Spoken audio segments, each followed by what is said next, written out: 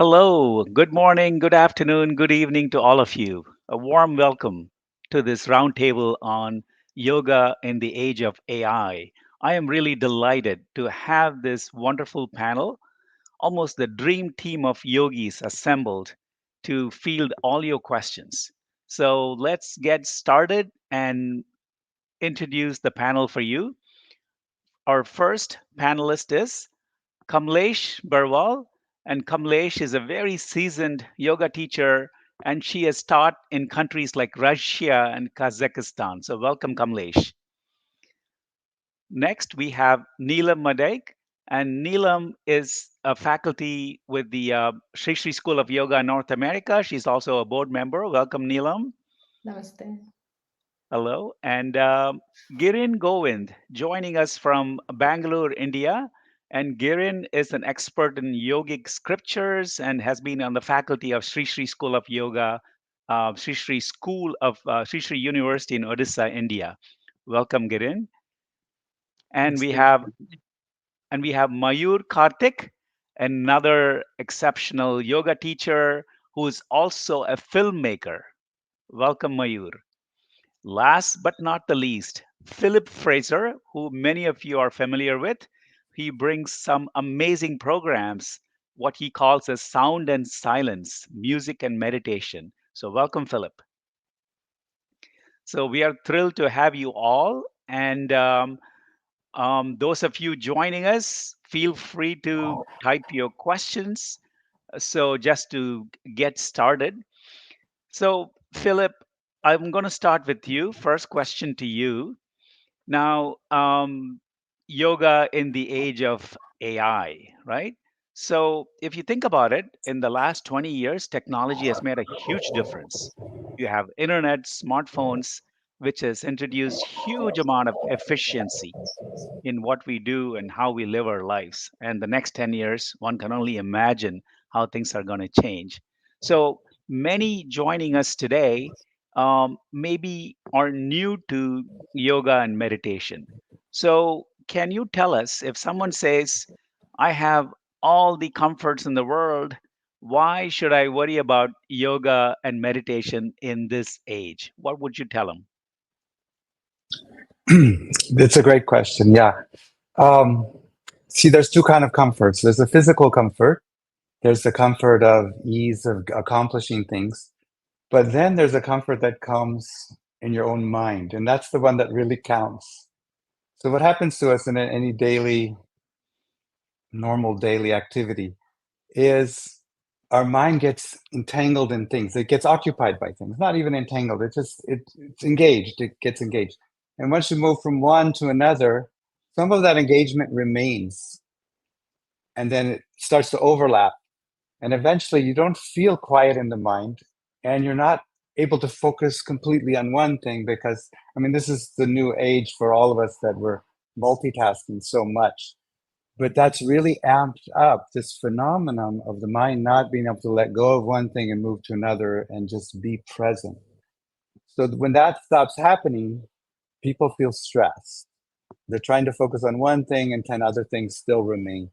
And this is where this whole principle of yoga and meditation, why it's so much more important now than ever, because it allows you to take a break. And it's something that people really don't know how to do anymore. The minute they have some free time, they'll pick up their phone, they'll start scrolling, they're going to do something. They stay occupied.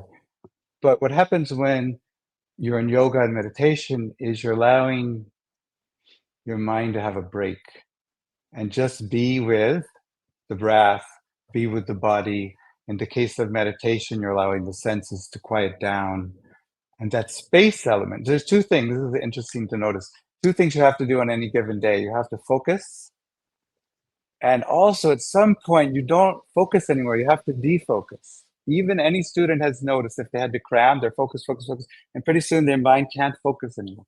So that's a naturally occurring phenomenon to defocus. So when you meditate, you're allowing that to take priority. So by just closing your eyes, sitting upright, the mind starts to space out a little bit. Then the space element is the meditation. So that's what allows you to offload some of those extra chatter that's in your mind and all those things. So that would be my input on the value of it in this age. Great. Fantastic. Thank you, Philip. Next question goes to Mayur. Mayur. So, one of the side effects of this technology revolution is loneliness. Although we are connected these days, everybody is connected possibly to everybody else, and yet people start to feel this loneliness and what we call as loneliness pandemic. So, how can yoga help alleviate this loneliness pandemic?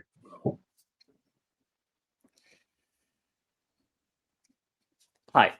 So, first is like one of the thing that we need to look at is what is loneliness. Loneliness is just feeling a sense of lack of meaningful connection with others. Sometimes it becomes very easy. We feel very comfortable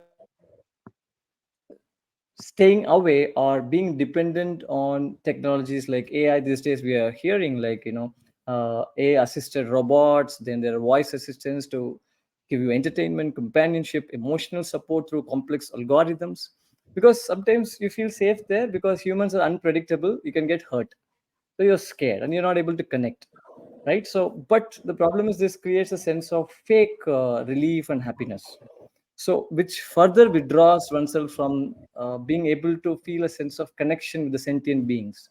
So if you want to understand how yoga can really help, is we need to understand the difference between being alone and loneliness. Sometimes taking time out for yourself, being alone, which is what yoga says is meditation, then you're able to connect with yourself. The more you're able to connect with yourself, then you become more sensitive. You feel more belonging with others. Then that fear of not being able to handle oneself when you're with people around, that goes off. Then you strike the balance beautifully. You're able to connect with them.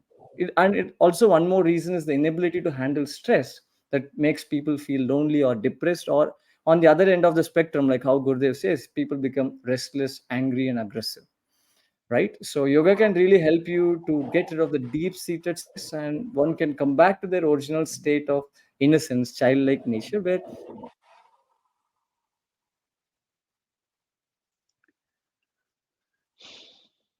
It's a little bit of a glitch. Okay, great. Thank you, Mayur. It's really interesting. You drew that distinction between being alone and being lonely. So that's wonderful. Next, I'm going to turn to Girin. So, Girin, you have studied so many scriptures. One of them, obviously, is Patanjali Yoga Sutra. So, for our audience, you can, very briefly, kind of, in one sentence, introduce PYS to them. But my question to you is, in this day of AI, in the era of AI, how relevant is Patanjali Yoga Sutra? Good evening or good morning to everyone.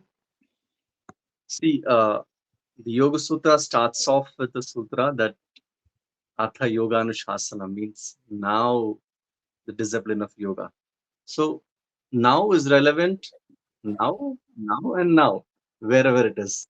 There is no past, present, and future, and now it is always now. So it could be seen in a different way that the discipline of yoga or what yoga means is now or being in the now. And that is exactly what we are talking here about. The discussion is about breath, balance, and bliss. And Gurudev Sri Ravi Shankarji says that breath is something which is always in the now. You can never say that, okay, I took a lot of breath yesterday, let me take a break today. Or I don't have enough time today, I'll take more breaths tomorrow. Doesn't work like that. Breath is always in the now. And breath is something which can really bring you to the now. And that now does not change whether it was medieval age or whether it is internet age or AI or whatever we talk about. Yeah. And all these tools, I'm sure internet, AI, and whatever we are coming up with, it all helps us to be more and more in the now rather than taking us somewhere else. Then it is really beneficial, and I'm sure we can use it in the right way to bring us to the now. And that is in yoga. Beautiful, beautiful. Thank you. Um, Kamlesh, one question for you. You've been teaching yoga for, you've been training yoga teachers for many years, and you've been very actively involved in setting up the curricula for these programs. How do you expect this curricula to evolve in this age of AI? Do you expect any changes? Namaste, everyone.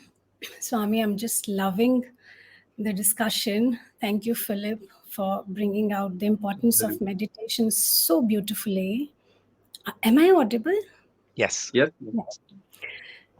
And I was just, I was thinking how, say, 10 years back or 15 years back, I was attending so many conferences and discussions where we were discussing the impact of uh, internet, www. That's it. We had like 4 days long discussions and conferences, speakers from around the world discussing pros and cons of how today, in this changing world of technology, you know, the ancient wisdom is getting threatened, or the purity of these sciences is getting threatened, or even the human existence is threatened, and people were so afraid of the changes. um, then the social media, the discussion goes on even now whether we should have social media, we should not have, and see how we have so quickly moved to the next step, which is AI. And it only fills me with wonder, for the wisdom of yoga, because any wisdom, any science, whatever we may want to call it, that has withstood ages, ages of change and evolution. If we say it's a 5,000-year-old science or 11,000-year-old wisdom, it held relevance then and it holds relevance today. The world around has changed, the world inside of us has changed. The relevance and importance of yoga is as fresh, as relevant, and if I may, it is eternal. So, as eternal as this universe, this wisdom stays, and in fact, it becomes the center of the entire changing world. How Philip talked about, we can have so many comforts, we can be we can think or perceive we are happy, I have no stressors. But while we are so much engaged in the world outside, our senses that are continuously accepting this comfort in the world of the outside does get tired. They do get fatigued. And this fatigue will somewhere affect our interaction back with this comfortable world. Yeah. And then this comfortable world does not remain that comfortable anymore.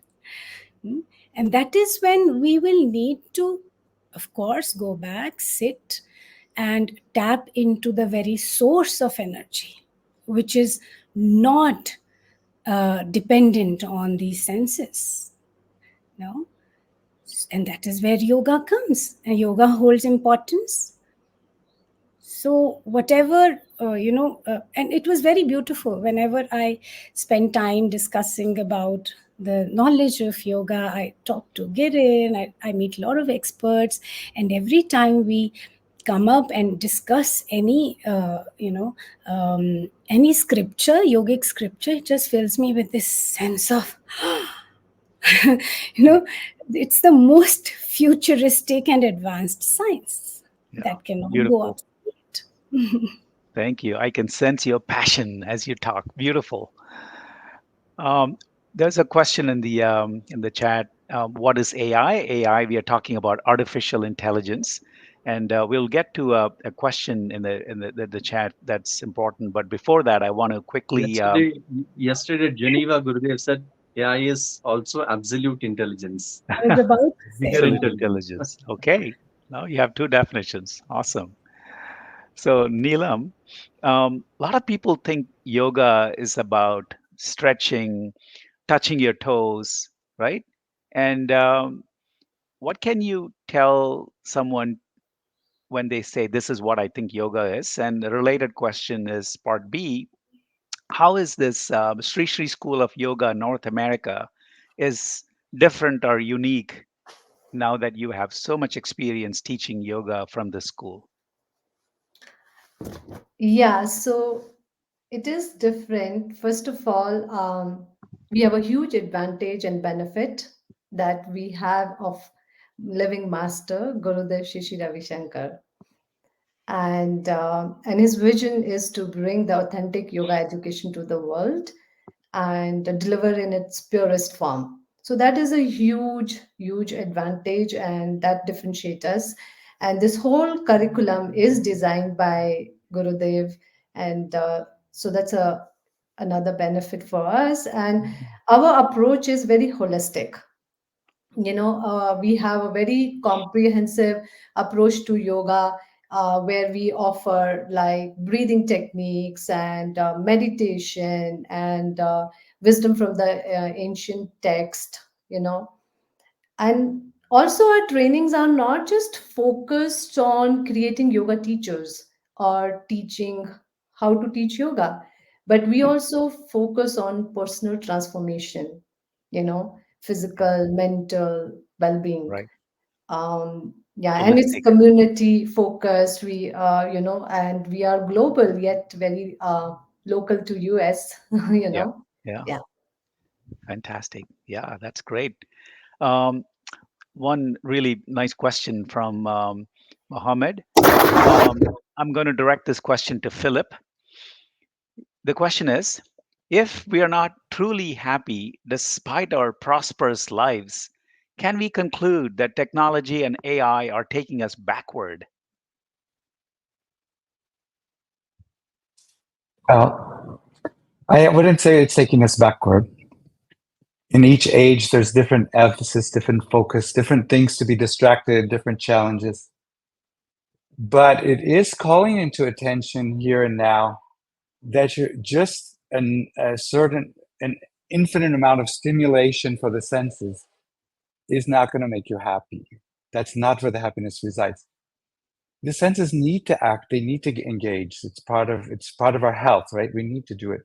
But if you believe that it's going to bring the happiness through sense stimulation, and we have amazing things. I mean, now these VR headsets just look like kind of blow your mind, like you're in the place and all that.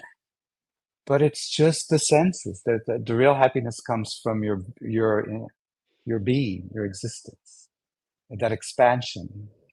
And the thing really to keep in mind right now, it's not that it's taking us backwards, but it's to know how to balance all this stimulation with the rest and with nature. Yeah. Because no matter what we do with technology, the nature still trumps everything.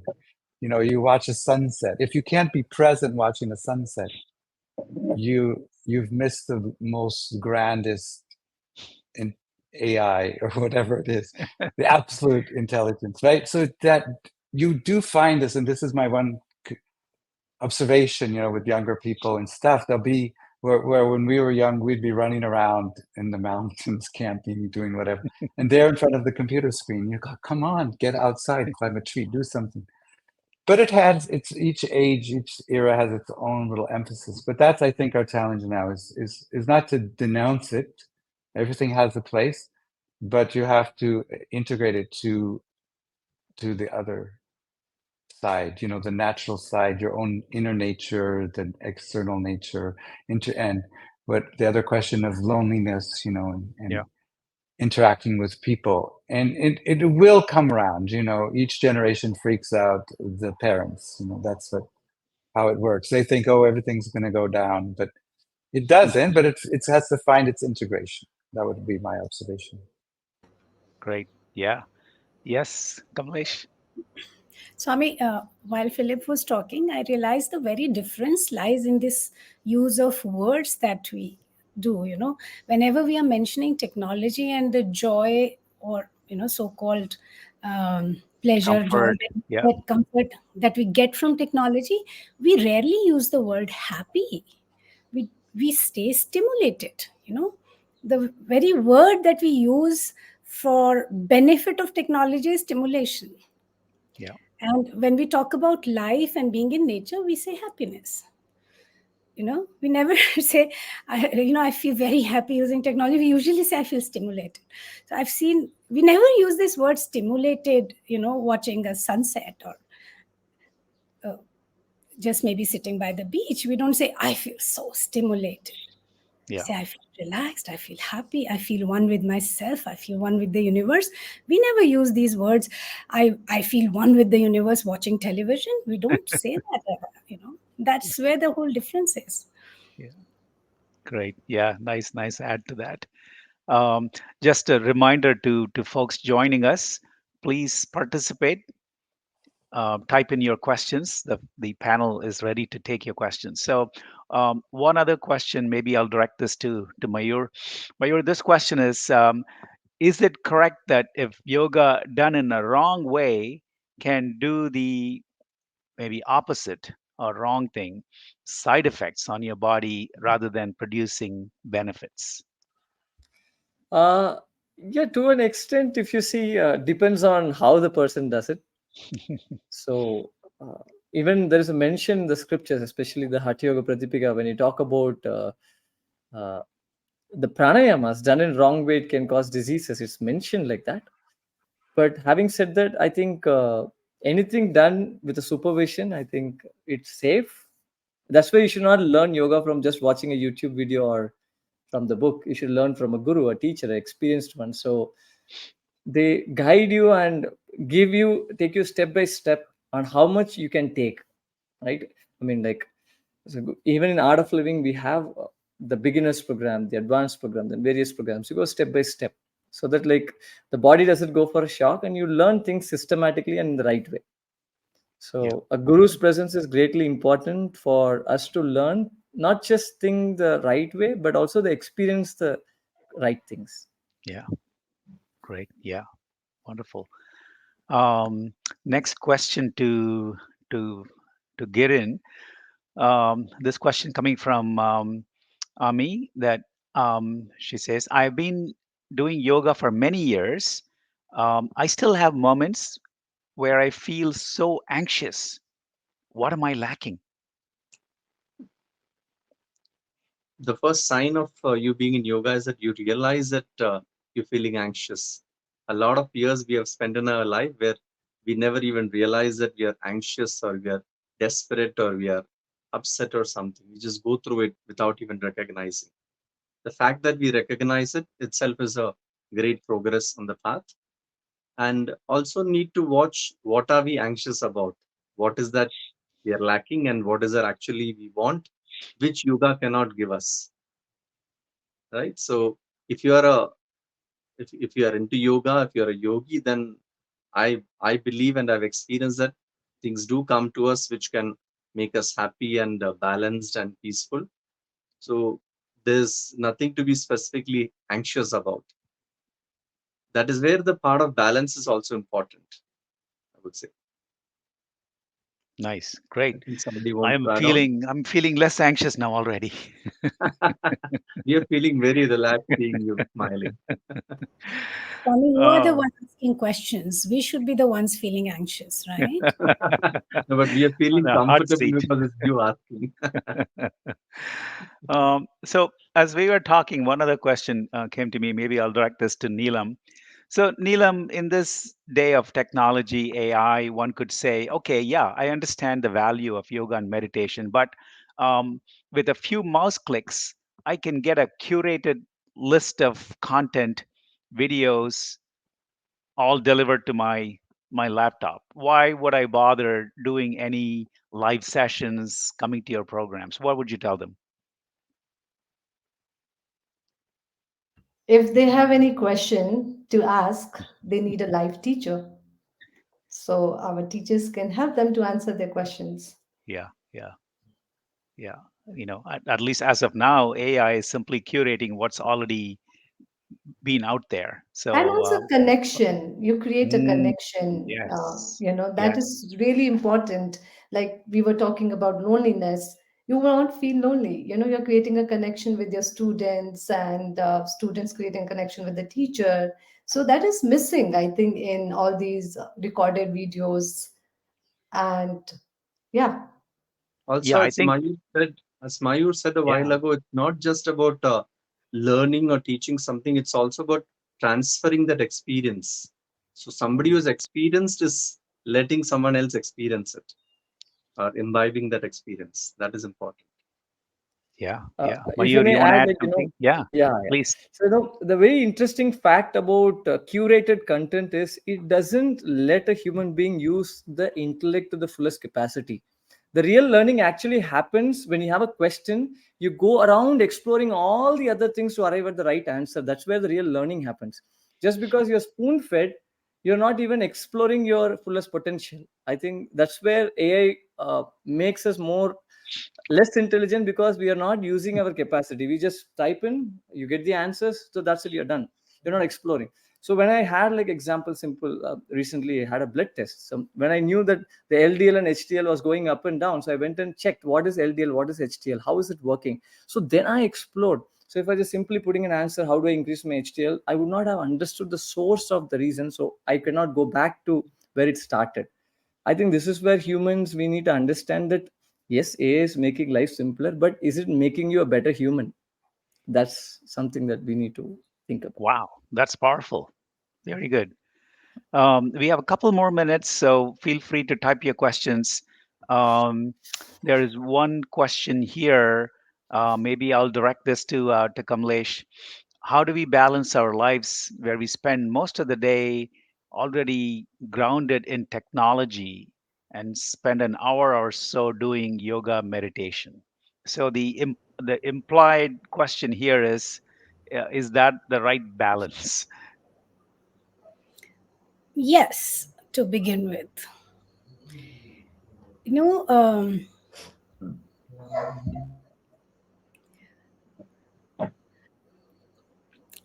if I have to put it very simply, I would say yes. Just an hour of meditation can pull you through, the whole Yeah. of the rest of your day. But if we want to look at it deeply, when we are sitting to meditate, we are shedding off a lot of unwanted burdens that we are carrying from previous days or whatever. And then at the same time, we are refueling ourselves, recharging ourselves to be able to face the challenges of the next moment. We are disconnecting from the mundane and just letting our conscious mind settle in, our senses to take a little bit of, break from a constant engagement and tireless work that they do, allowing ourselves to settle into who we truly are, being able to tap into that source of energy, which of course now we all know lies within us, you know then when we do that, even for say 15 minutes, if we are spending that time with us, for most of us, there are a lot of identities that we carry. We think I am this mind, I am this body. There is so much of you know most of us identify ourselves with a lot of at very gross level. When you sit with yourself for 10-15 minutes or half an hour, you cut yourself out from the outside world. It takes you no time to see that, no, I'm not just this body. No, I'm not just this mind. No, I can actually sit and watch my thoughts. It's a miracle, because I tell you, more than 80-90% of people have never sat and seen themselves Mm, think. yeah. So when you're meditating, you're actually watching yourself think. So you are able to create this difference so easily between your thoughts and you. your memories and you, your emotions and you. No? That is for the first time the you starts taking prevalence, dominance in your life. And that realization of you can pull you through. Beautiful. Even if it has happened for a fraction of a second, you know who you are beyond the identities that you have thought you are to be. Your life gets pulled through. So Fantastic. it's a good start. Half an hour, 1 hour, you Yeah. start. Because then you just need to meditate for half an hour, and for the rest of the day, you are functioning in the state of meditation, meditatively, knowing that you are not this. Yeah. Yeah. You engage in the world in the state of meditation. Nice. So this another question I'm going to direct to Philip. Probably our last question. We're running out of time. Um, it's fine for Kamlesh, the seasoned meditator, to say all these things, but someone is saying, how do I start meditation as a beginner? When I sit down, I have lots of thoughts coming into my mind. What do I do, Philip? Great question. There's this little bit of a notion that meditation is difficult, and I would challenge that. I would say meditation is a naturally occurring state of consciousness. It naturally happens. It's in our nature. Like I said earlier, we have to focus. We also mind has to space out. Sometimes when we're trying to focus and we're spaced out, we think it's a conflict. But in truth, it's a natural rhythm of us to go into a focused state and a more spaced state. And literally, it's as natural to us as sleeping, waking, dreaming, all those things. The only difference, like if you look at sleep, sleep is natural, but if you don't have the right conditions, it doesn't happen very easily. You're stuck on a bench, it's cold, it's loud. If you have the right conditions, naturally it just happens. And what are the conditions for meditation? Sitting upright, your eyes are closed. Nobody does it.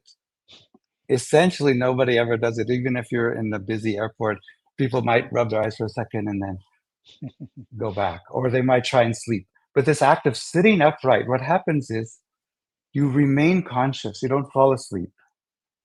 And yet your mind starts to space out. It just naturally does it. So this is so easy for us, so natural. Now there's a big challenge everyone's up against is they think that meditation, they mistake an experience of meditation for the practice. One experience of meditation is being in that thoughtless state and you're beyond the senses and all that stuff. But that's just an experience. The practice of meditation is as simple as sitting upright with your eyes closed. And then naturally, whatever's been going on in your mind the whole day is going to replay, no problem. All those thoughts are going to bounce around. You don't fight with it. You allow them to be there. This notion, I have to get rid of my thoughts, somehow going to be in control of my mind, is a misunderstanding. You're not in control. The thoughts are just an echo of whatever's been going on. You let them be.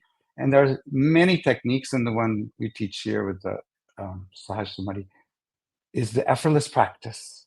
You're using the natural tendency of the mind to just let go. So it's so easy and anyone can do it. There's no real such thing as a beginner or an advanced meditator, in my opinion. It's just the act of sitting down and doing it. And that's what happens. You're being with things as they are and you're allowing the mind to expand. So it's so easy. Just trust me. This is my 51st year of meditating. Oh my And God. and I could just tell you it's just so you could walk in and you've got it. It's just so easy. Yeah. Yeah. That Natural. is so precious.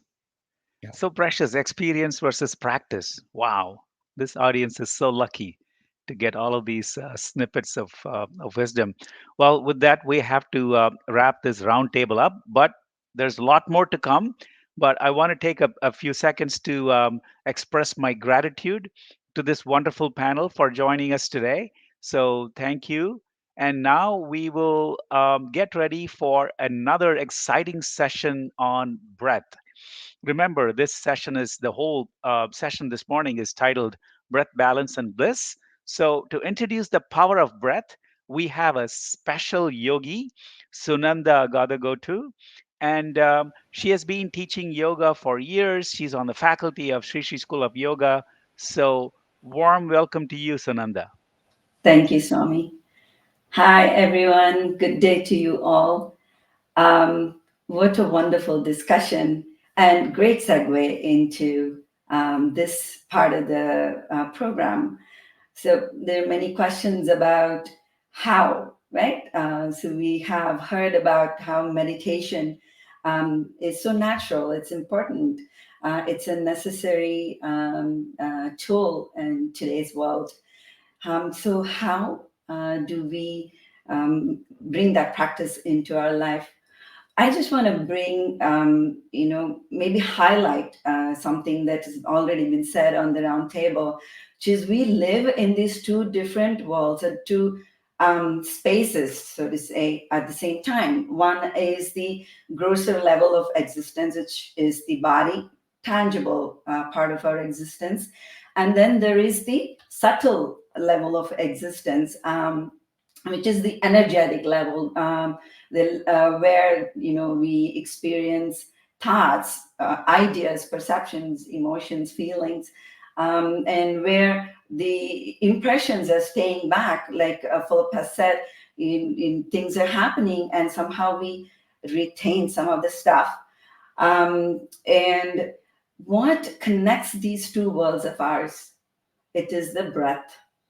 And many of you know this piece of information already. We take about 11,000 liters of air in a day. It's very important to our existence, right? So on the breath comes the oxygen. We know this. Our body needs oxygen, and oxygen energizes, clarifies, and on the out breath goes all the toxins from the cellular level. So every time we breathe in and breathe out, we are energizing and detoxing and relaxing. And this is happening constantly throughout. And yet we are not always aware of the value of breath. This is so important. There's so many secrets to breath. For today's discussion, we'll just look at how breath is connecting these two worlds of ours. Yeah. So through the breath, we get the oxygen we talked about, and we also get what's known as prana. Prana is that life force. We are in the ocean of prana. And with every breath, we are bringing in this prana to the system. Okay? And that is the nourishment to the subtle layer. So through the breath, we if we look at this, the 90% of the nutrients that we consume is through the breath. 10% comes from the food. And 90% of the toxins in the system are expelled through the breath. It's amazing. It's just a wondrous phenomenon. Right? So if we look at our subtle world, all the ideas, the perceptions, and information, or the impressions there is what's driving our life. And when we are bringing in this prana, increasing the prana in a system, it is attending to all that clutter in this subtle realm of ours. Right? When we do breath exercises, we are able to clarify, focus, bring focus to our mind, and clarify our perception, and have that connection that we were talking about. Through the prana, we are able to increase that level of vitality in the system. Yeah? And so, how then do we make a difference? How do we direct this life force so that it is sustained and it brings that vitality to our life? So in the ancient texts, these techniques have been given to us, which are so relevant to this day. Right? Changing the pattern, changing the rhythm of the breath can bring about the change and shift of perception and shift in our level of energy. Okay? So today, before you move on to enjoy the practice of yoga, let us learn a couple of pranayamas or breath techniques and just observe what is happening within you. The whole thing about yoga is becoming a witness to the body, to the breath, to the mind, and to get connected to that inner space of silence. Okay, so to begin with, we will learn an energizing or warming breath. We lovingly call it yogic coffee. Um, it doesn't have the side effects of coffee, and it's very energizing. And it's also a wonderful way to start any yogic practice. So let's get ready to learn. It's called Bhastrika or bellows breath. Like the bellows, when you open the bellows, the skin fills up with air, and then you compress it. It comes out in a big puff of air. Bhastrika is energizing and it's detoxing the system also. Um, if you have any issues of hypertension or uncontrolled hypertension, you may not want to do this. And if you have any trouble with the arms, using the arms, you can keep your hands rested and do just the breath. So I'm going to demonstrate first, and then we will do a couple rounds of Bhastrika. So to begin with, we sit comfortably, shoulders are relaxed, chest open, hands in a loose fist outside of the shoulders, elbows close to the body. Face is relaxed. What helps with this is if you keep a gentle smile on the face, relaxing the face. So now observe me, and then we can do it together. I'm taking a normal breath in through the nostrils, vigorous breath in, and I bring it down, bring my arms down, expelling in a vigorous manner. Okay, so just observe.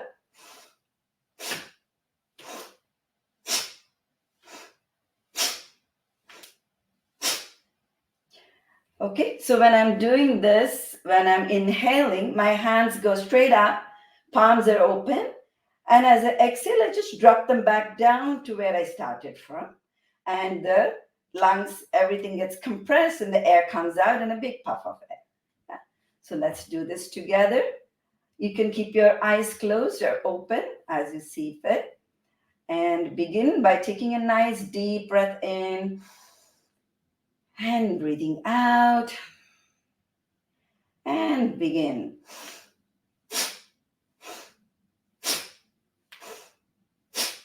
In, out, in, out, in, out, in, out. Continue.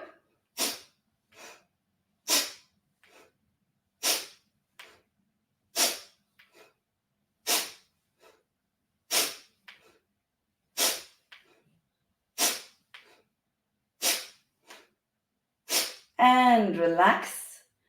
Relax your hands in your lap, palms facing up.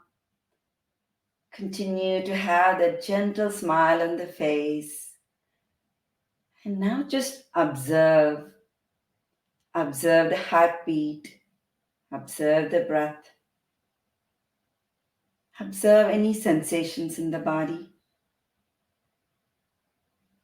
And observe the mind. It may have already begun to quieten. And let's do 2 more rounds. Coming into position for Bhastrika. Gentle smile again. Normal deep breath in. And let go. And begin.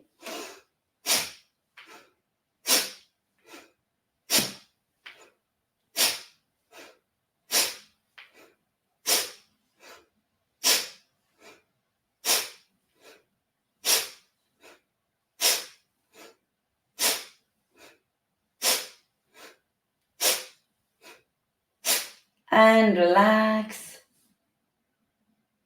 Relax, and you observe the energy rising. There may be some tingling sensation. May feel a little lightheaded. It's because the prana is moving upward. Quite normal. Take a nice deep breath in and let go. And we will get ready for final round of Bhastrika. You can keep the eyes closed throughout, and this, take another deep breath in and let go and begin. In, out, in, out. Continue.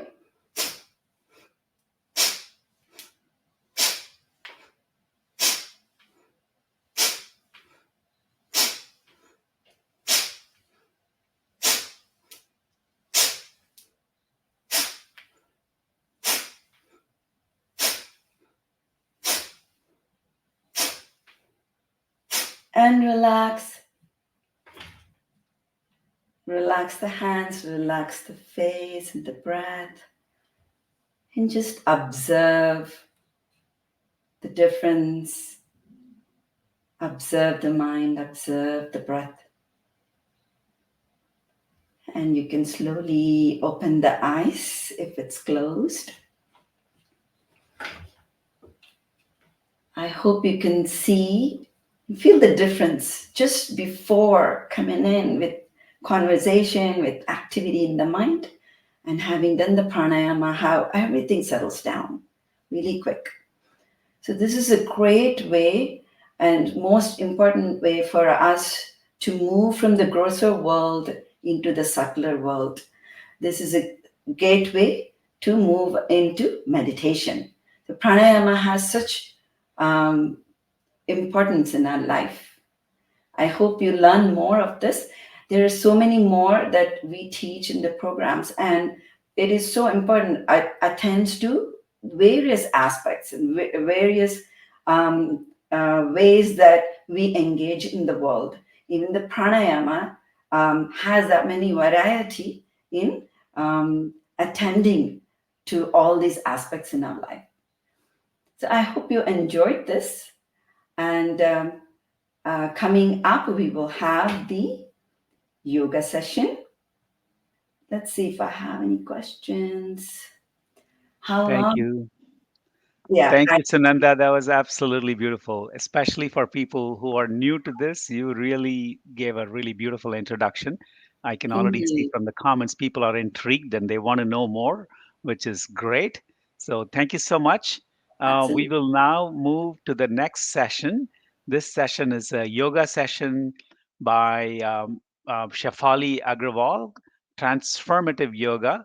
Shafali is a lawyer as well as a fantastic yoga teacher. She has been practicing and teaching yoga for a long time. So it's our real pleasure to have Shafali lead us through a session of yoga. Take it away, Shafali. Mhm. Thank you, and namaste, everybody.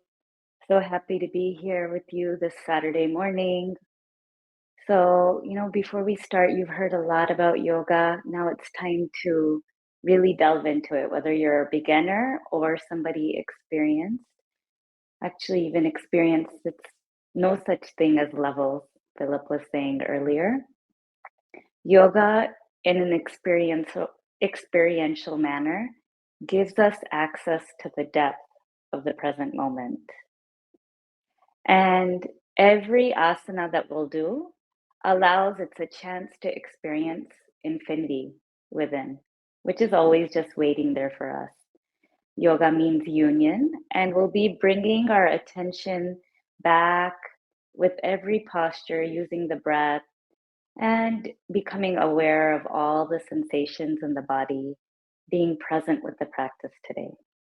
So, sitting with the spine straight, shoulders back and down, close the eyes and settle in. We'll start the practice by saying Om 3 times. Om.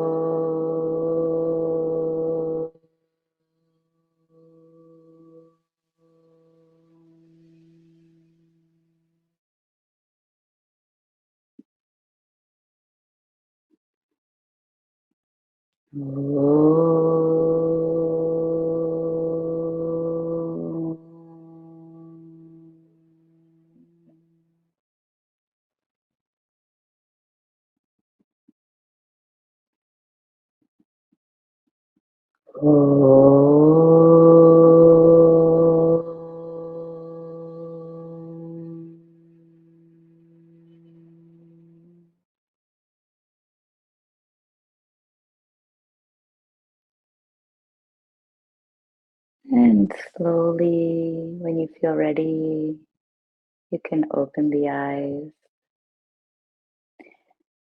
and just start to move the body, warming up for the practice with some subtle movements. Sitting on the floor, moving side to side, press the elbow on the ground and the opposite sitting bone. So if you're leaning to the right, press the left sitting bone off on the ground and vice versa. And breathing in, come back to center and just start twisting side to side.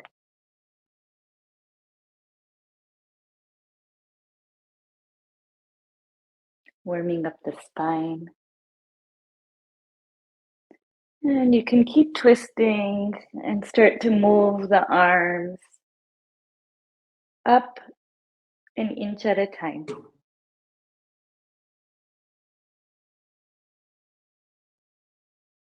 As you do this, just observe that different areas of the spine are starting to wake up.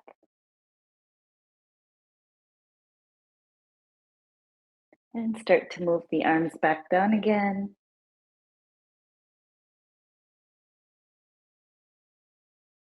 And relax. Coming into tabletop. Hands and knees are on the floor. Spine is straight. Breathing in, look up, dropping the belly towards the floor. Squeeze the shoulder blades together.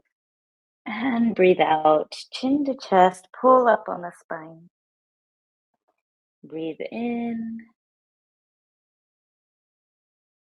And breathe out. Cat and cow, stretch to open up the spine. Breathe in and breathe out.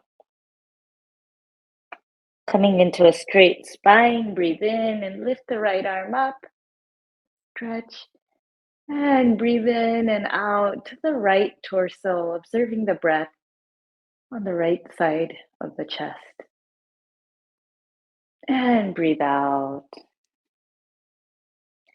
Second side, breathe in and lift the left arm up. Breathe into the torso.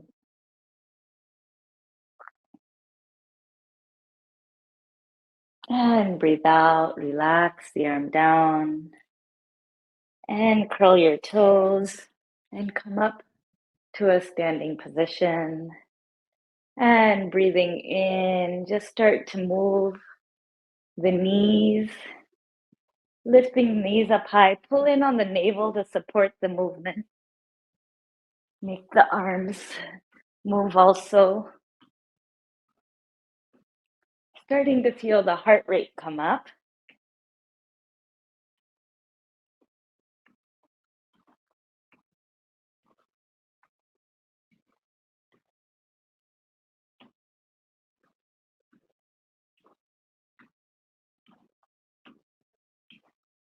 Keep moving. No lazy knees. Put in the effort and we'll then let go. And relax. And you can bend the knees slightly and just pull as if you're pulling a rope from a well. Pull your elbows straight back. Pulling a rope, a bucket, and it's a really long rope. Start to notice that the shoulders are opening, neck is getting looser, waist is also starting to relax. And breathe in and breathe out. Bringing the feet about hip width apart, Tadasana mountain pose. Breathe in and lift the arms up, clasp the hands together, And bring the palms straight up to the ceiling. And hold here. Observe the heart rate, observe the breath. Eyes can be closed. Just see what happens as we continue to hold the hands up towards the ceiling. Take your awareness into your feet, spreading the toes on the mat. Push down on the balls of your feet. Lift up on the quadricep. Lengthen the tailbone down. Notice there's heat coming into the body. Eyes can be closed as you enjoy the changing sensations in the body. Heat will come up. Take a deep breath in and breathe out. And relax the arm down.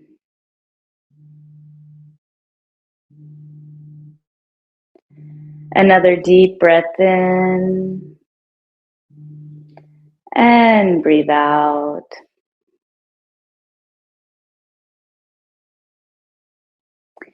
Breathing in once again, lift the arms up and just point the fingers towards the ceiling.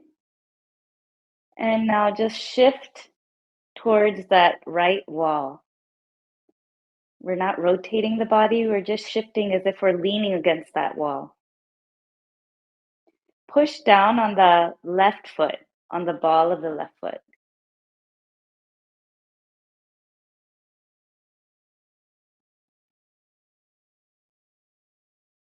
Breathe in, come back to center. And breathe out. Now push against the left wall. And the right foot can press into the floor.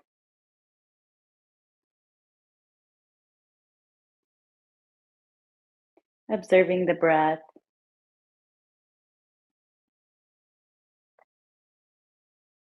Breathe in back to center. And breathe out, relax the arms down without just dropping the arms. As we come out, we're observing the sensations in the neck, in the shoulders. The entire movement from getting into the posture, holding the posture, and coming out of the posture is one movement. And we stay present with the whole thing. Another deep breath in and lift the arms up, all the way up overhead. Fingers are pointing up towards the ceiling. Ardha Chakrasana. Standing back bend. Push the feet, the balls of the feet into the mat. Become aware of your quadricep, the front of the thigh, the kneecaps, and pull up on them slightly. Pull in on the navel. Breathe in and start to come back as much as you can. Head stays in line with the arms. This one strengthens our cervical spine, brings flexibility.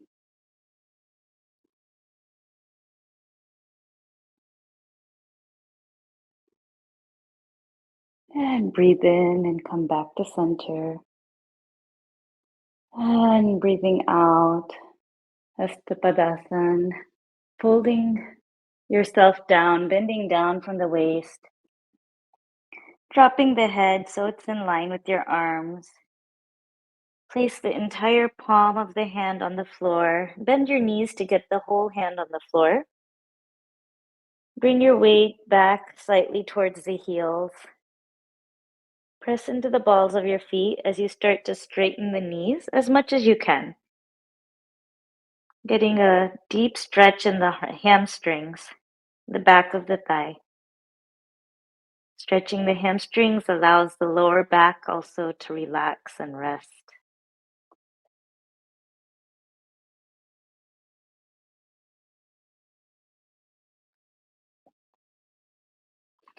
And once again, bend the knees, letting go of the stretch. And we'll go into it once again. So start to straighten the knees. And see if you can straighten a little bit more this time.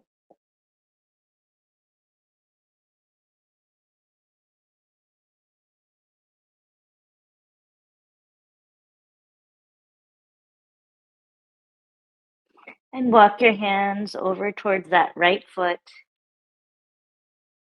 Notice the stretch intensifies on the right outside of the right thigh.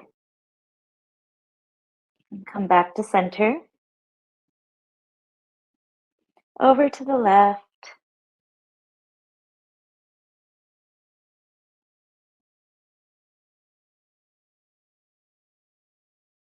Come back to center. Mind is starting to become a little quiet with the forward bend. To come out, place the hands on the hips, elbows towards the ceiling, breathing in, lift up, using the buttocks, strengthen the buttocks to support you. And dropping the hands by the side, closing the eyes, take a deep breath in, and breathe out. Breathing in, step the feet apart, about 4 feet. If you're really tall, 5 feet. And turn the right foot out 90 degrees. And the left foot will turn in about 10 degrees. Towards your second toe should be pointing towards 2 o'clock. Breathe in and lift the arms up. The heel of the right foot is aligned with the arch of the left. Breathe in and reach forward on the right side. And then come down any amount. Keep the torso nice and long. Let the right arm reach the leg wherever it can. Left arm is pointing up to the ceiling. Turn your head and look up at the left hand.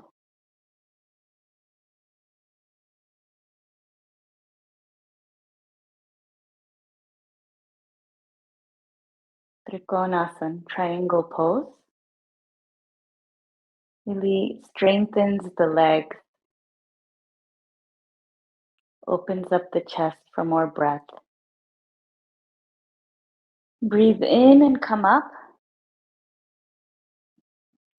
And point the toes forward. And see if you can keep the arms up. We'll turn the left foot out 90 degrees. Right foot will turn in. Second toe is pointing towards 11 o'clock. Breathe in. Reach towards the left wall. And come down.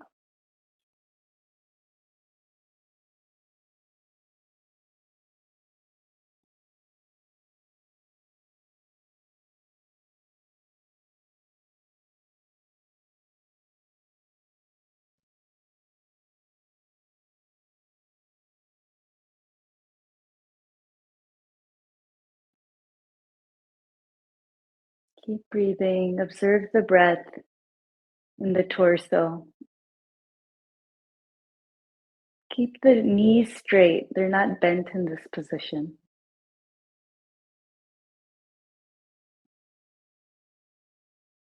Another breath in and lift yourself up.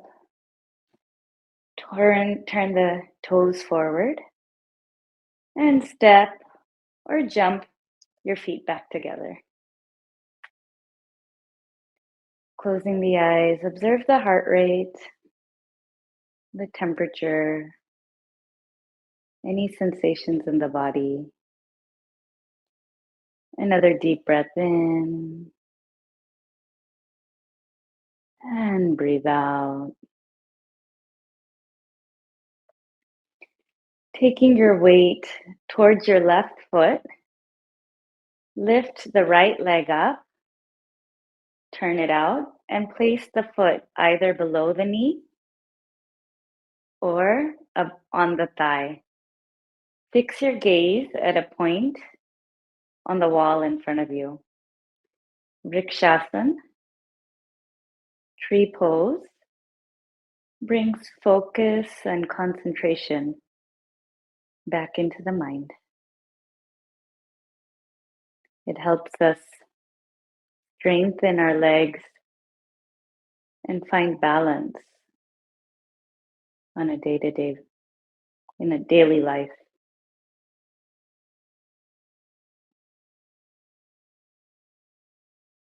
If you fall out of the position, it's fine. You can then just come back, taking your own time. And slowly let go of the hand, unhook the foot, come out, bring the knee forward, and step down. With the left foot, you can just rotate it in one direction and then the opposite. And relax. Take another deep breath in and breathe out. So now we have to balance on the second leg. So placing your weight on the right leg, lift the left one up, turn the hip out, and place your foot anywhere but on the knee. So on the thigh or on the calf is fine. Bringing the hands together.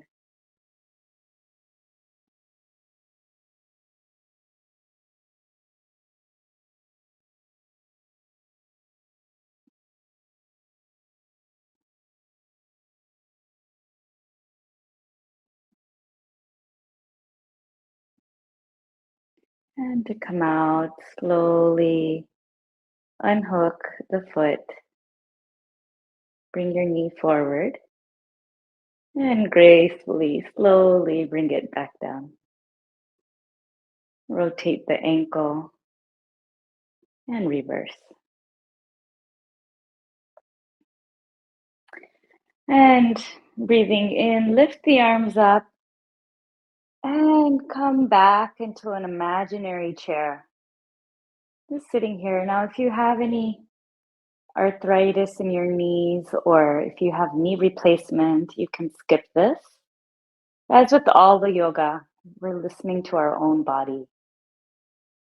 We put in effort, but not so much that it becomes a strain. Just enough so that there is effort, and at the same time, we can let go. Coming down slowly onto your mat. Bring your feet together and take your shoulders back and down and lift the spine up.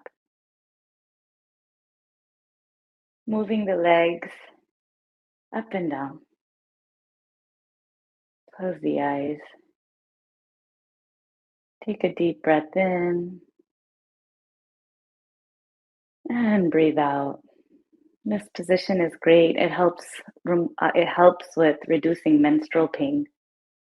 Another deep breath in brings a lot of stability. And breathe out. And breathing in and out, move the left foot and leg out to the side, and the right foot will come in towards the thigh. Turn your entire torso to reach towards that left leg. The nose is in line with your middle toe. Breathe in and lift the arms up. And breathe out, you can reach forward as much as is comfortable for you. Keep the spine lifted in line with the head and bring the arms down. Just bend from the waist. And using your hands, you can pull yourself forward while keeping your spine in that concave position. Now, if you have any lower back problems, you can stay here. But if you're comfortable, then you can bring your nose all the way down towards the leg. Whatever is comfortable for you, both options will benefit. Now take your awareness into the breath and keep breathing. Feel as though you're breathing into the back of the leg.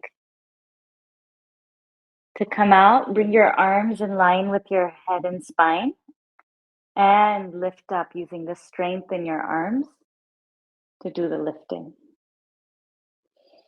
And breathe out, relax the arms down. This is called Janu Shirshasana. And take the left foot, place it in at the right thigh. Twist towards that right foot. Breathe in and arms up and reach forward. Hands can hold on to the legs. Bending from the waist, pull yourself forward. Head is in line with the spine.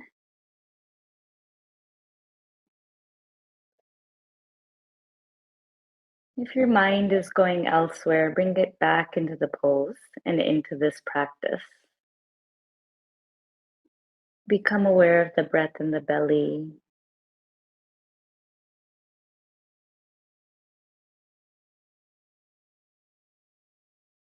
It's possible the mind is wanting to do more complicated poses or planning for later in the day. See where your mind is taking you and you're already back.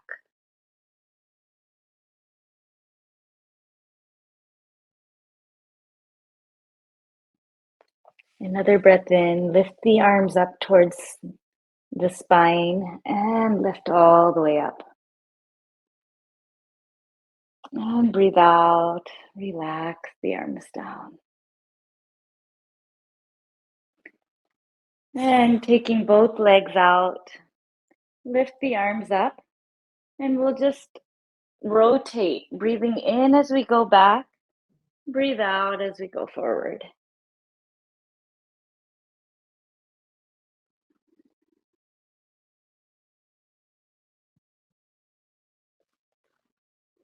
And reverse direction.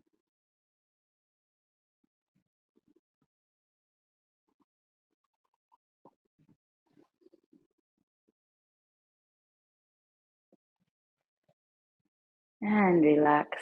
And lie on the side of your body. Your hand can support your head. Your feet are stacked on top of one another. And now with your top leg, just move it so that your top foot is aligned with your toes are aligned with the arch of the bottom leg.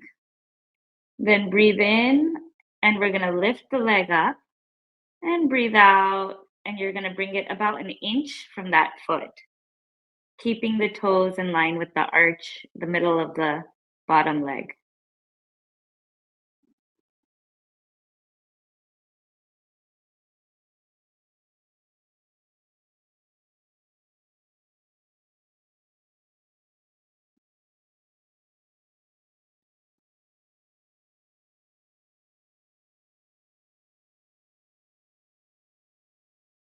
And hold, and make small circles to the front.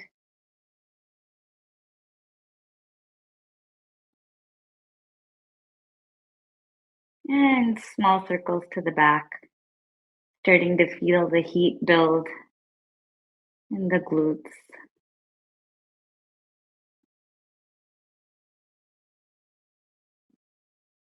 And relax. Take a deep breath in. And breathe out. And turn to the opposite side.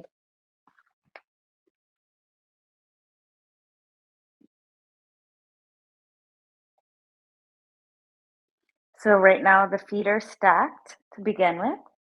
And you can move that top foot, aligning the toes with the arch of the bottom foot. Breathe in and lift up. Breathe out and come down about an inch from your foot. And continue.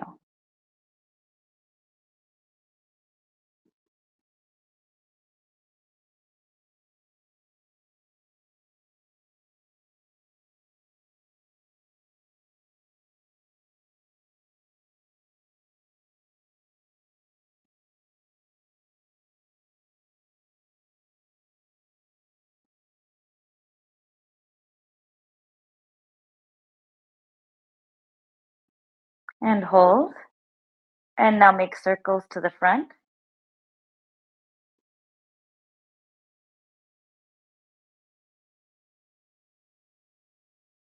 One leg might be weaker than the other. I can definitely feel this on my left leg more than the right. That means that the left side for me needs to be strengthened. You see what's happening with your own body. And relax. And turn onto your belly.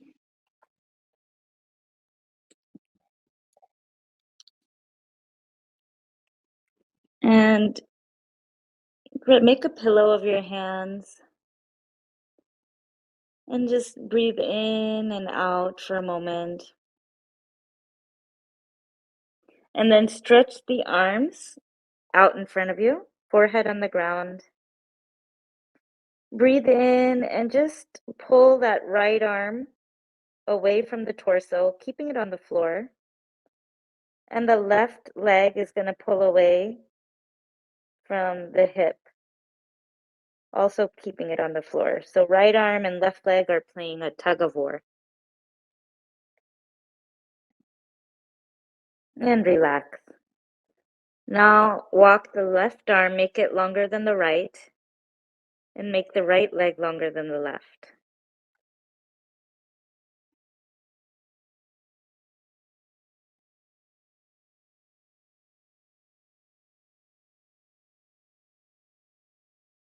And relax.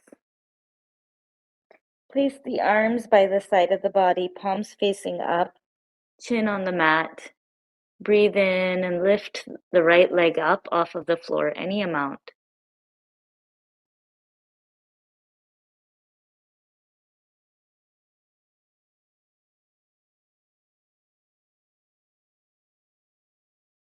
And relax. Ardha Shalabhasan, half locust, strengthens the back. And now we'll lift the left leg up.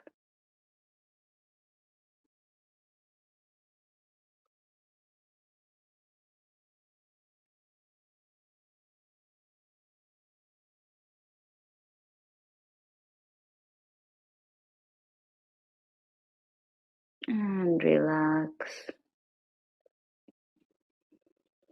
Place your palms by the mat, by your shoulders, elbows tucked in by the side of the body. Feet are about hip width apart. Heels are pointing up to the ceiling. As you breathe in, lift the head, neck, shoulders off the mat, coming into Sphinx or mini cobra. Here, even if you move the arms off of the floor, your spine is doing the lifting and strengthening. Now walk your hands forward a couple inches and then start to straighten the elbows, coming into a full cobra, Bhujangasana. Keep your head in line with the spine and the shoulders down and away from the ears. And turn your head, look over the right shoulder.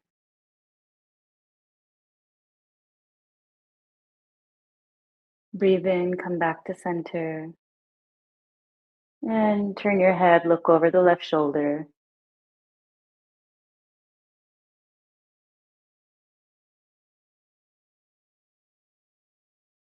And come back to center. And breathe out and slowly lower yourself back down.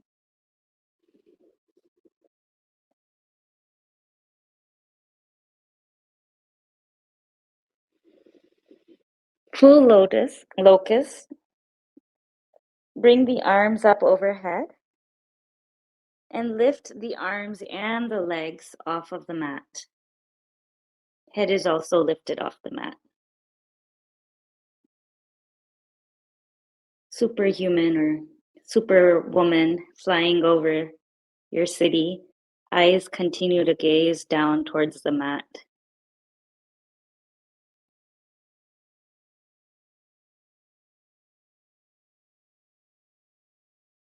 And slowly come down.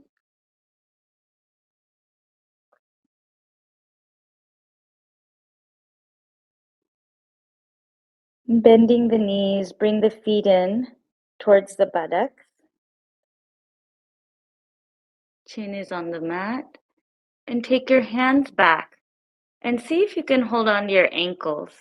If not, see if you can hold on to the pant legs, or just keep reaching your arms towards your legs. Do the best that you can. Now, if you are holding your ankles, then the next step for you will be to lift the thighs off of the floor. Any amount.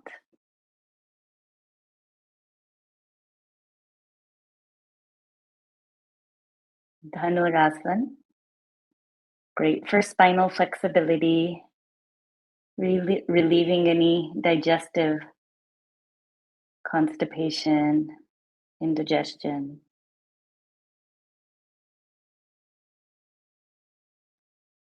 And slowly relax the legs back on the floor and release the hands without ricocheting. Slowly guide the legs back on the mat.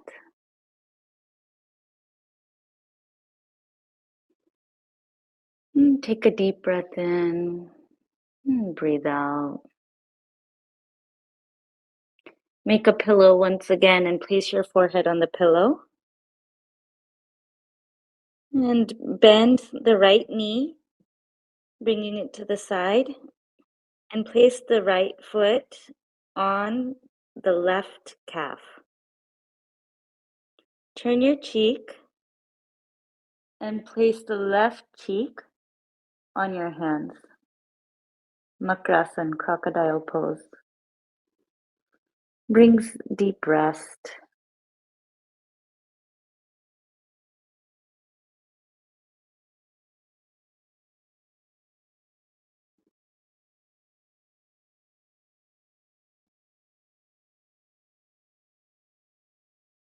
And turn and lie on your back.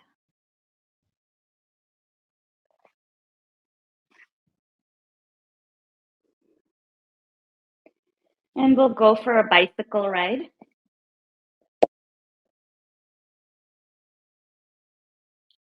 Pin the lower back onto the mat as we do these exercises. And reverse direction.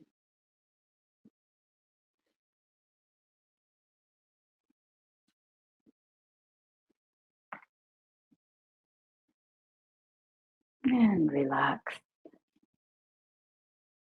Breathing in, lift the torso off the mat. And then lift the feet off the mat. So you can either stay with bent legs, or if you have a strong core, you can straighten the knees.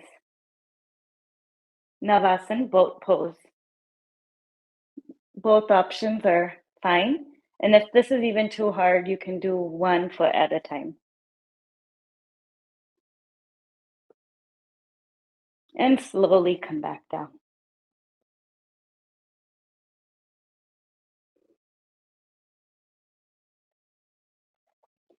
And breathing in, bring the knees in towards the chest. Straighten the feet and the knees and bring the feet towards the ceiling. Pull the quadriceps in towards the pelvic region. And hold as if you're resting the ceiling. Make your legs like pillars.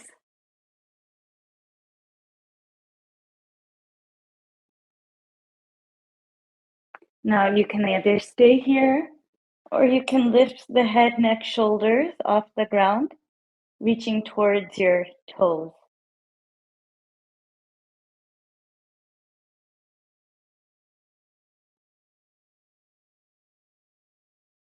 And slowly bring the head, neck, shoulders back off the ground.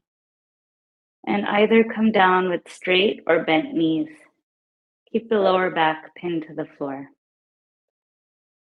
Arms can be out by the side of the body in a T. And just move the knees side to side, twisting. Drop the knees to the right side and take the right foot and place it over the left thigh. Now bring your awareness to the left buttock and see if you can press it towards the floor.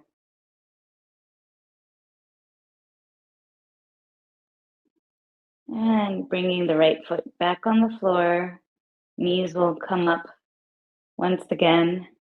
And now switch to the left side.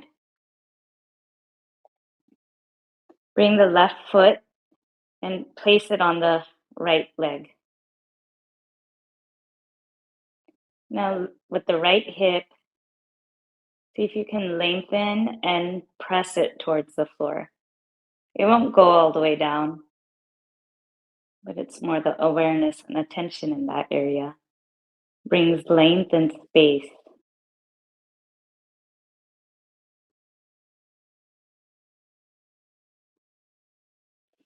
Place both feet on the floor.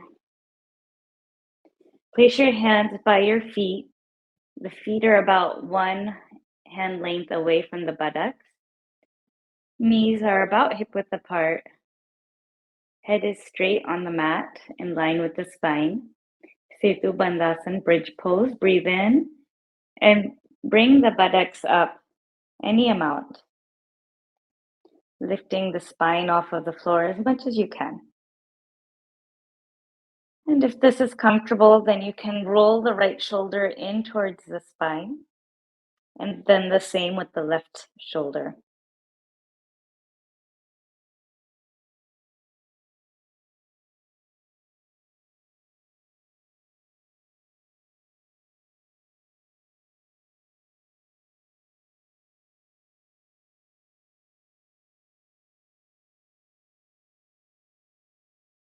To come out, release the shoulders and come down one vertebra at a time until the buttocks reaches the floor.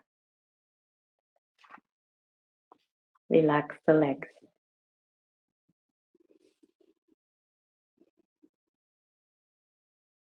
Bring the right knee in towards the chest. Clasp the hands at the shin and really pull that knee in to the chest.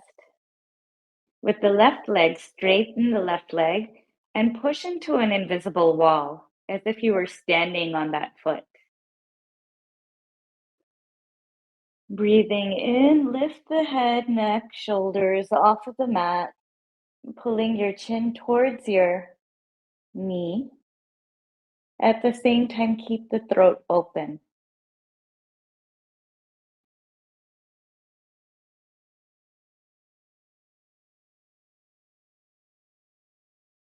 And slowly relax the head back down.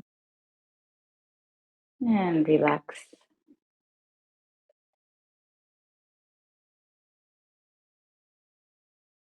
Second side, left leg pulls in towards the knee. The left knee pulls in towards the chest. Right foot is straight and pushing into an invisible wall. Breathe in and lift up.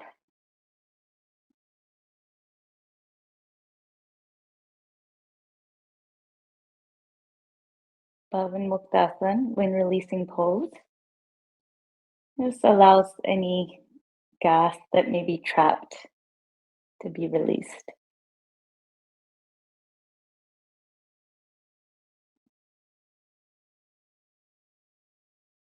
And slowly lower the head. Relax the leg back on the floor. Keep the feet about 6 inches away from each other. And the arms are also about 6 inches away from the torso. The palm is facing towards the sky. On the next breath in, we'll inhale and we'll contract all the muscles in the body. Breathe in. Contract the toes, the feet, the knees, the thighs, the buttocks, the hands, the arms, the lips, the abdomen. Squeeze the eyes. Hold. Let it go with that sound.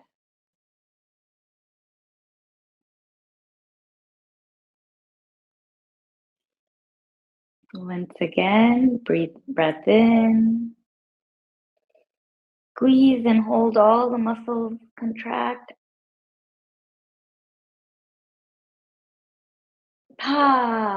Let it go.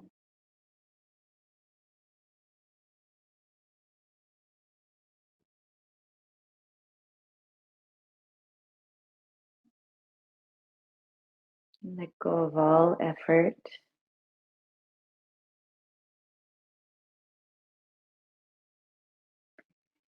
Let the body just sink into the floor. Feel as though the eyeballs are sinking towards the back of the eye socket.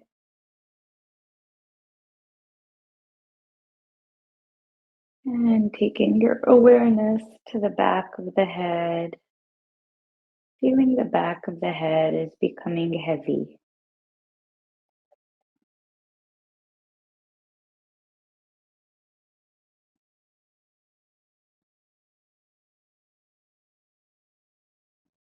Relax and let go.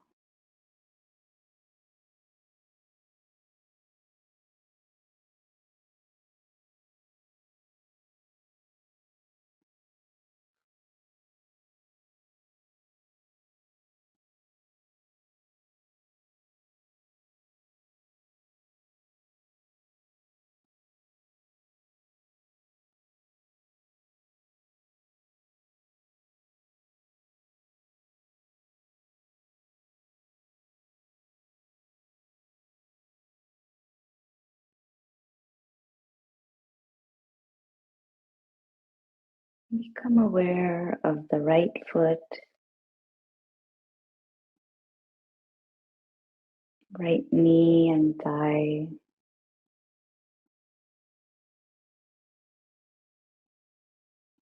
the whole right leg.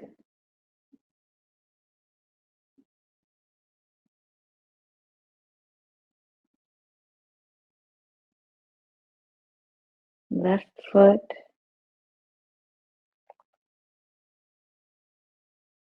become aware of the left knee and thigh,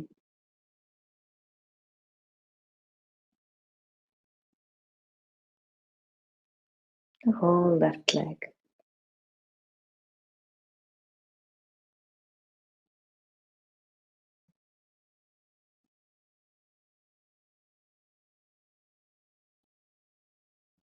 Become aware of the abdomen,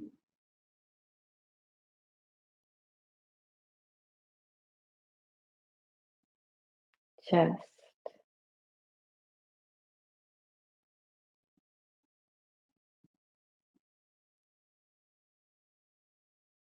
arms,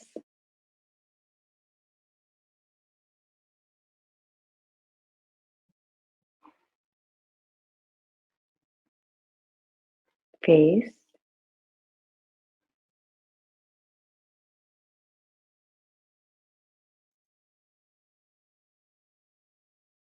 the whole body.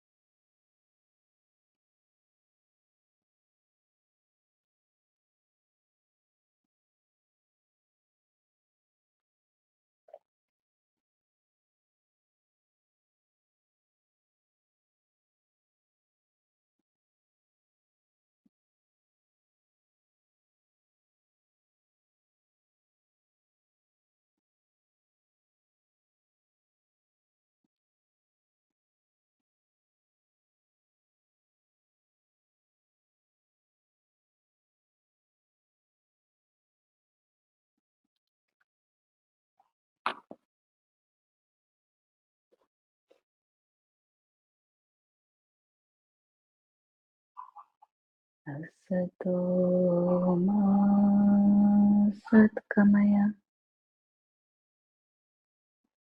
Tamaso ma jyotirgamaya. Mrityurma amritam gamaya. Om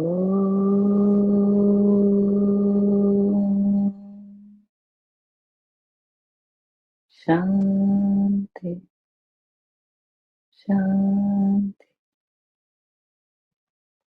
Shanti.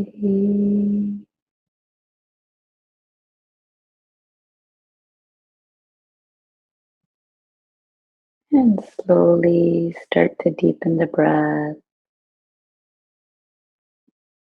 rolling to the right side.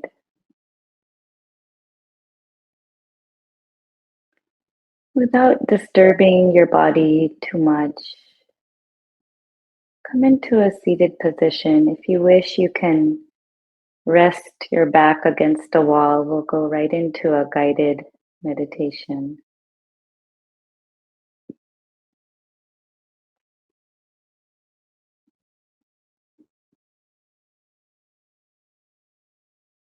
Become aware of the breath within the nostrils.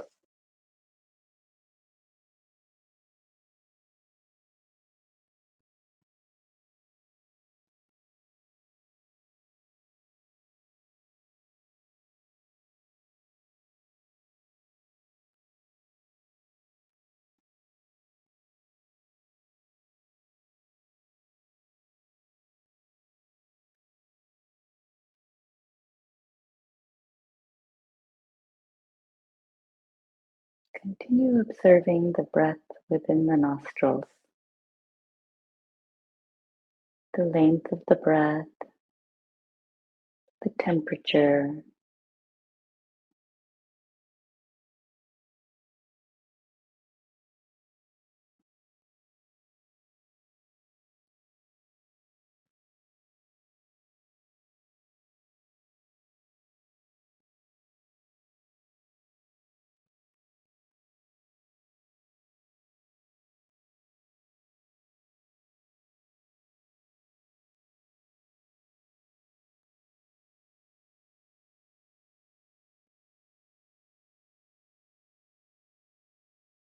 And let go of all efforts.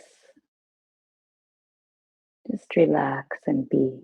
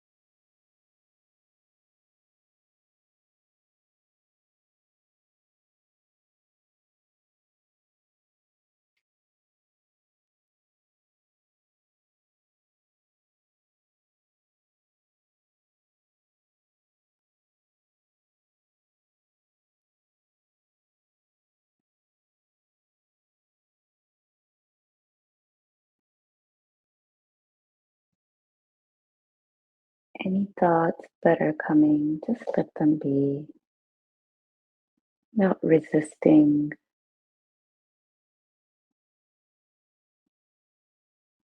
Let them float. That's their nature.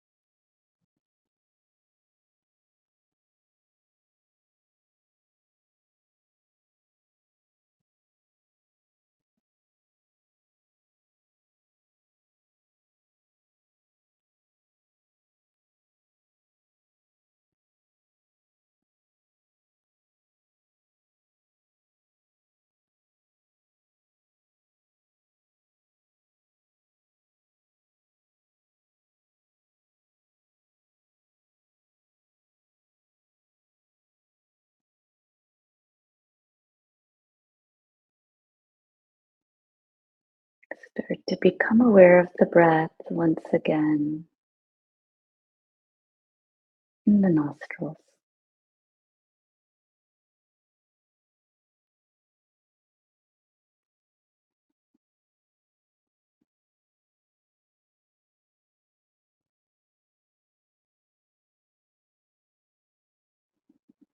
Take a deep breath in and breathe out.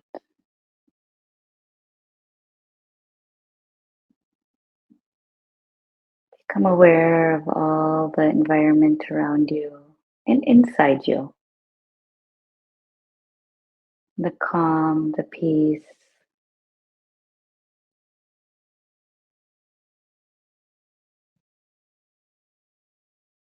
the depth in this present moment. Honoring yourself for this practice. Bring your hands together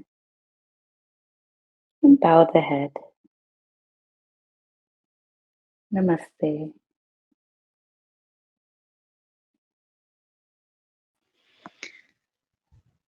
Thank you, Shafali. That was absolutely amazing session. I'm sure our viewers enjoyed it thoroughly, and I'm sure they are intrigued and want to know more and want to join your classes. So this is great. Thank you so Yeah, we'd much. love to hear some sharings if they want to type into chat how their Yeah, experiences. yeah. As they come up, I'll definitely read it out. But folks, we have a beautiful, beautiful Bliss session coming up soon. But I also want to remind you to stick around till the end. We have hundreds of dollars of worth of goodies waiting for you in terms of programming that's coming your way. But now I want to introduce Juan Mascara, who is going to take you deep into meditation using his beautiful, soulful music.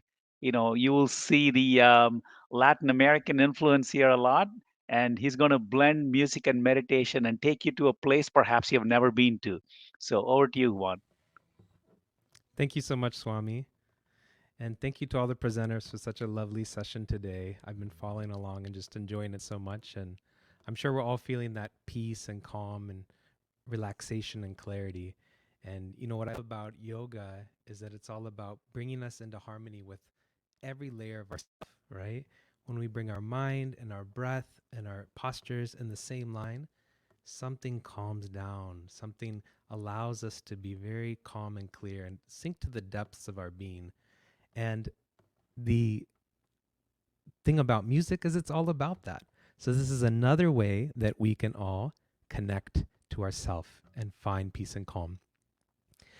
Just to tell you a little bit about this, we're going to be singing some Spanish, English songs, and then also doing some mantras and some chanting. So what's special about that is just the sound vibration helps us to go deep and relax within. It's not really about the meaning. All of us as children, I have a little son, he's 18 months old, and he just sings la, la, la, says any sound, and he's so happy doing it. As we get older, we get too much in our head. We forget that. That's part of our nature too.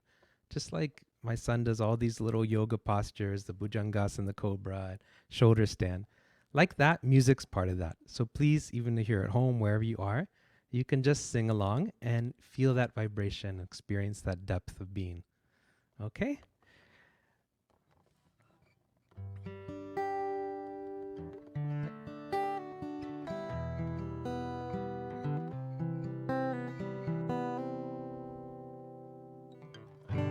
Sometimes I lay under the moon and I thank God I'm breathing. And then I pray, don't take me soon, 'cause I am here for a reason. Sometimes in my tears I drown, but I never let it get me down. So when negativity surrounds, I know one day it'll all turn around. All my life I've been waiting for, I've been praying for the people to say that I don't want to fight no more. There'll be no more war, and the people will play one day, one day, one day.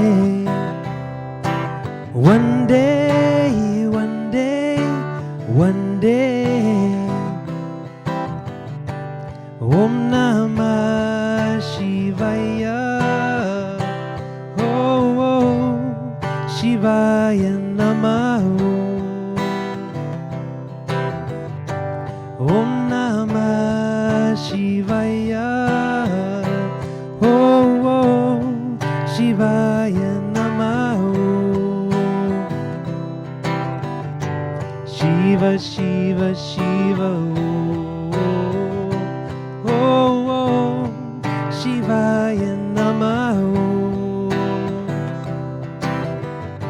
Shiva, Shiva, Shiva, oh, oh, Shivaya Namaha. Om Namah Shivaya, oh, Shivaya Namaha. Om Namah Shivaya, oh, Shivaya Namaha. Shiva, Shiva, Shiva, oh, oh, Shivaya Namaha. Shiva, Shiva, Shiva, oh, oh, Shivaya Namaha. Sometimes I lay under the moon and I thank God I'm breathing. And then I pray, don't take me soon, 'cause I am here for a reason. Sometimes in my tears I drown, but I never let it get me down. So when negativity surrounds, I know one day it'll all turn around, because all my life I've been waiting for, I've been praying for the people to say that we don't want to fight no more.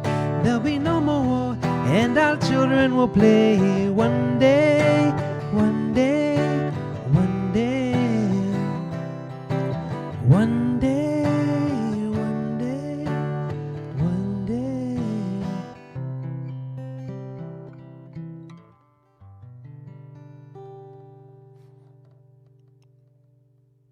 Wherever you're sitting, we can just close the eyes.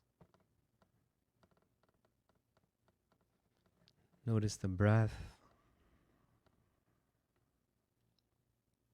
Notice any sensations in the body.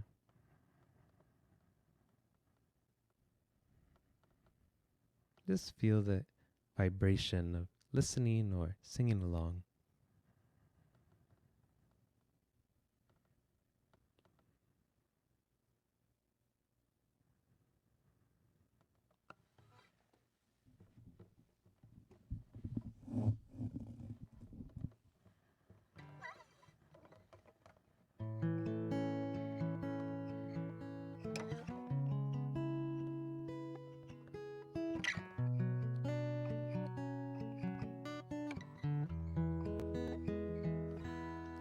El amor es una magia, una simple fantasía. Es como un sueño que al fin lo encontré. Es como una luz que se esparce por el alma y recorre como el agua hasta que llena el corazón.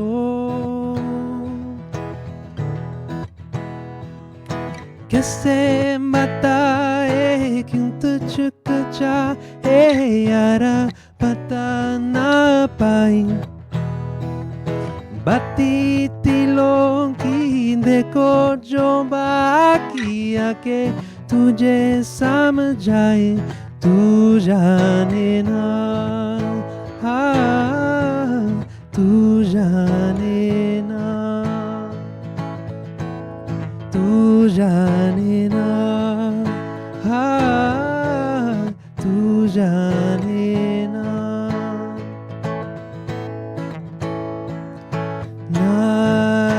Narayan Hari Om Satyanarayan Hari Om Narayan Hari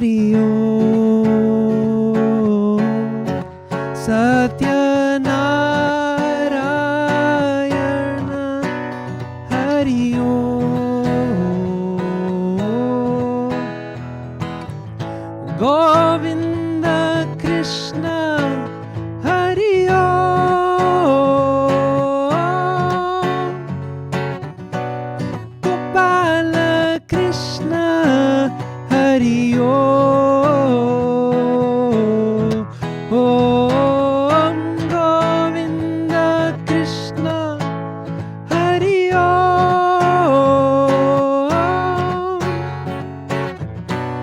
Gopala Krishna Hari Om. कैसे बताए क्यों तुझको चाहे यारा बता ना पाई बाती दिलों की देखो जो बाकी आके तुझे समझाए तू जाने ना हाँ तू जाने ना तू जाने ना हाँ तू जाने ना.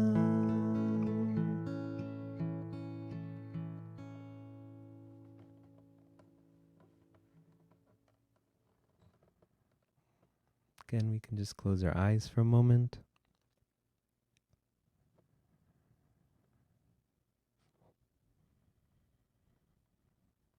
Just notice the energy in the body.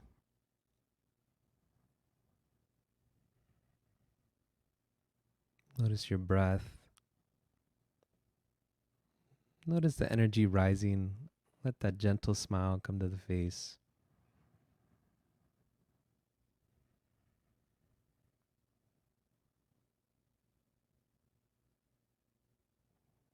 Feeling that inner bliss of the self, shining through your own smile, through your own being.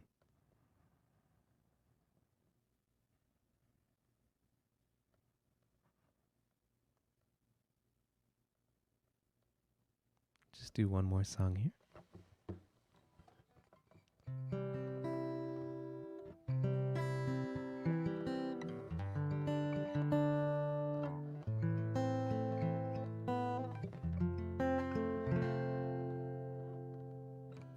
Como la luna que alumbra por la noche los caminos, como las hojas al viento, como sol espanta el frío, como la tierra la lluvia, como el mar espera el río. Si espero tu regreso a la tierra del olvido. Oh, oh, oh.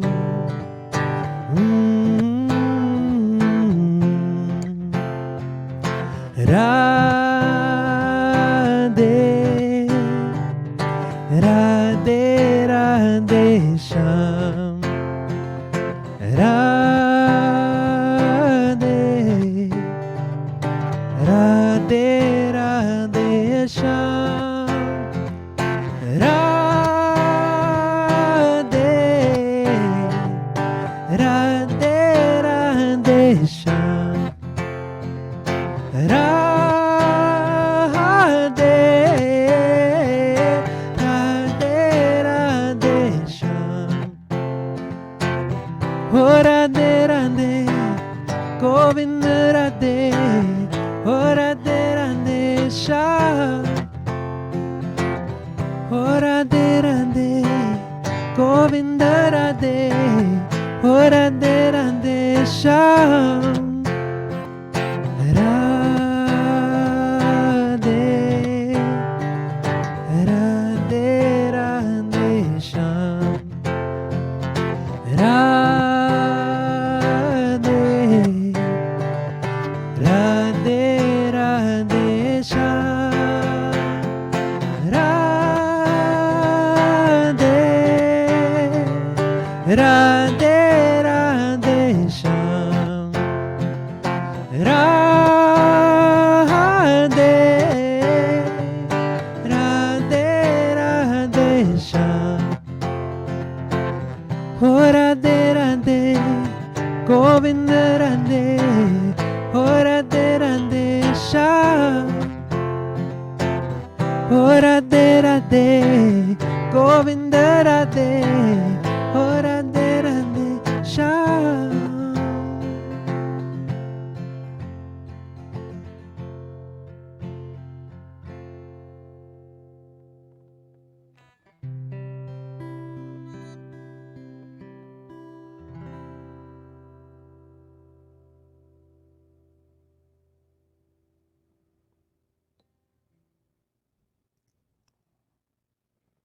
letting the mind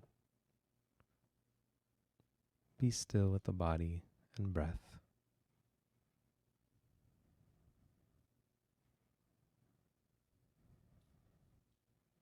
Let yourself make a big smile and take a deep breath in.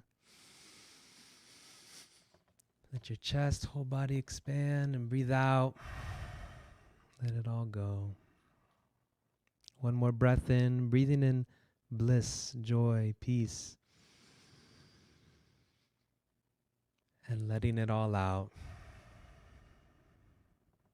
Let's open our eyes, take this peace, take this joy with us today, and spread a little bit more around with the world. Thank you all so much. Namaste. Juan, totally, totally blissful. I could listen to you all day. What a blessing. What a blessing. Thank you. Amazing. Thank you so much for making this so special to so many of us. Folks, what did you think? Wasn't it amazing or what? So the whole idea is to spread this peace, spread this calm all around, like one mentioned at the end. So, to that effect, we have some great news for you to get you off to a good start. I'm going to ask our marketing director, Daniel, to join me here, as well as Neelam from the school, to talk about what is in store for you. Over to you, Daniel. Sure. Thanks, Swami. Everybody. So, Daniel here, and I just wanted to share a couple things about how you can deepen your experience with Sri Sri Yoga. One is unlimited access to Sri Sri School of Yoga online yoga studio. You'll get to choose from over 160 live sessions throughout the month from over 50 different yoga teachers. And if you like the yoga and you want to really go deeper into it, okay, you can join for a whole year. And as a special gift, you'll get our free 4-day workshop. This is the core training from Sri Sri Yoga called Online Foundations Program. And for signing up for the annual yoga studio, you'll get this online foundations program totally free. It's usually a $200 workshop. This is a live 4-day workshop with an expert Sri Sri Yoga teacher, 2 hours a day. They're going to go deep, not just into yoga asanas, but like you experienced today, breath work, meditation, healthy, balanced lifestyle, and yoga philosophy. So you can really bring this into your daily life experience, learn how to practice yoga on your own at home, so you don't have to only do it on a class, and your experience will go so much deeper, and then you can continue that throughout the year. So there's this 4-day workshop happens throughout the year. Neelam can share more about the schedule, but you'll be able to choose a time that works for you throughout the year. Bring yoga into your life for a whole year with a free 4-day workshop. So Neelam, can you share a little bit more about when this 4-day workshop happens and a little Sure. bit more about the content of it? Yeah, so 4-day workshop is we have a lot of options for you starting July until end of December. So you have it's online and you have different option in East Coast time zone, Central and Pacific time zone. So there are a lot of options for you. You can choose from them. And yes, our teachers are amazing. And you will walk away with a home practice. 90-minute home practice, and with the foundation. It's not just asanas, but a proper holistic practice you will get. So yeah, we have a lot of options, and if you like to do it in person, we also have those options available too. Yeah, I just want to add that this is truly a foundation, every sense of the word. Like often we go to a yoga class and great, we have a good experience, but then, you know, what happens in between, right? So that's where this program is so critical. Once you go through this program, you have something that you can practice on your own. See, yoga is one of those things where it's beneficial to do both, practice as a group, go to a class, but also take time to practice on your own. So that's where the foundation program is so important. I would just say that the online studio is just an amazing resource. Oftentimes people have this excuse, oh, this class doesn't fit my schedule. Well, we have taken that excuse right off because you have classes throughout the day, every single time zone. So you can pick and choose what you would like. You can go for a beginner session, you can go for a 30-minute session, 45, 60, 75. You have all kinds of options available to you. It's a great way to get a taste for what yoga is like, and then you can pick and choose what you like, what you prefer. So that's the beauty of the online yoga studio. I hope every one of you would take advantage of this. Thank you. All right. I think we're good. Okay, Thank you all so we're much for good. coming and enjoying and Absolutely. celebrating with us. Swami, excellent job moderating today. Neelam, Thank thank you you so for much. helping Thank organize. Thank you you. all for Thank you, attending. Thank, Daniel. Yes. Okay, thank bye you, guys. bye. Thank you, everybody. Thank you. Bye.